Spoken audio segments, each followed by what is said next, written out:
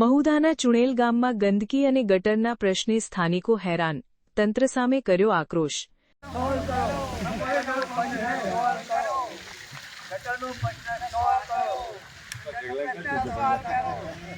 મહુધાના ચુણેલ ગામમાં ગંદકી અને ગટરના પ્રશ્ને સ્થાનિકો હેરાન, તંત્ર સામે કર્યો આક્રોશ। મહુધાના ચુણેલમાં છેલ્લા કેટલાય દિવસોથી ગામની ચારે ભાગોળે અને ગામની ગલીઓમાં ગંદકી અને મચ્છરોના ત્રાસથી સ્થાનિકો હેરાન થઈ ગયા છે, છતાં તંત્ર હાથ ઉપર હાથ રાખીને તમાશો જોયા કરે છે। ગામમાં ગટરો ઉભરાય છે અને પીવાના પાણી ડહોળા આવવા લાગ્યા છે, તેમ છતાં તલાટી કે પછી સરપંચ કોઈ ગામને સ્વચ્છ રાખવાના કોઈ કામો કરતા નથી। ગટરનો પ્રશ્ન દૂર કરોના નારા આજે મહુધામાં ચુણેલ ગામમાં ગૂંજવા લાગ્યા હતા, જે બાબતે સ્થાનિકોએ જણાવ્યું હતું કે જ્યારથી સરપંચ ચૂંટાયા છે ત્યારથી ગટરની સમસ્યાએ ખૂબ જ વિકરાળ સ્વરૂપ ધારણ કર્યું છે। જ્યારે વરસાદ પડે ત્યારે ગંદકી થાય અને ગામની ગલીઓમાંથી પાણી વહે, પણ ચુણેલમાં બારેમાસ ગટરો ઉભરાય છે અને ગટરના પાણી ગામની વચ્ચેથી છેક ગામની ભાગોળે પહોંચે છે, જેને કારણે ગામમાં ખૂબ જ ગંદકી અને મચ્છરોનો ત્રાસ વધી ગયો છે।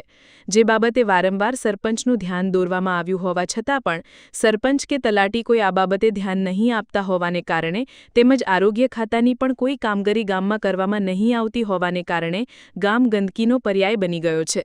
જો તાત્કાલિક ગામમાંથી ગંદકી દૂર કરવામાં નહીં આવે તો ચોક્કસપણે ગામમાં રોગચાળો ફેલાશે, તેમાં નવાઈ નહીં। જાનો બેબી નામ છે અમારું। અને શું પ્રશ્ન છે તમારો? ગટર અમારી તૂટી ગઈ છે, ગંદુ પાણી આવે છે, એટલે અમે બધા હેરાન થઈ ગયા છે, એટલે બધું ગંધાય છે। કોઈ સભ્યો હોમી નહીં જોતું, કોઈ પંચાયત હોમી નહીં જોતી, કોઈ સરપંચ બી હોમી નહીં જોતું। અમારે 10 ઘર અહીંયા આગળ છે, હવે 10 ઘરનું કરવું શું અમારે? કેટલા સમયથી ગટર તૂટી આજ ગઈ? અઠવાડિયાથી તૂટી છે। મારું નામ ભીખાભાઈ મગનભાઈ રાવળ છે, બરાબર।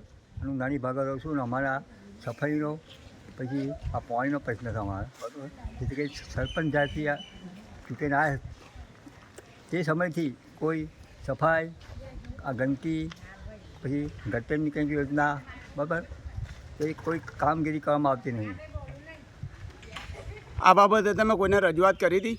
રજૂઆત સરપંચના વાર રજૂઆત કરી છે, પણ કોઈ ધ્યાન પણ નહીં લાગતા સરપંચ, બરાબર। છેલ્લા કેટલાક સમયથી પ્રશ્ન છે?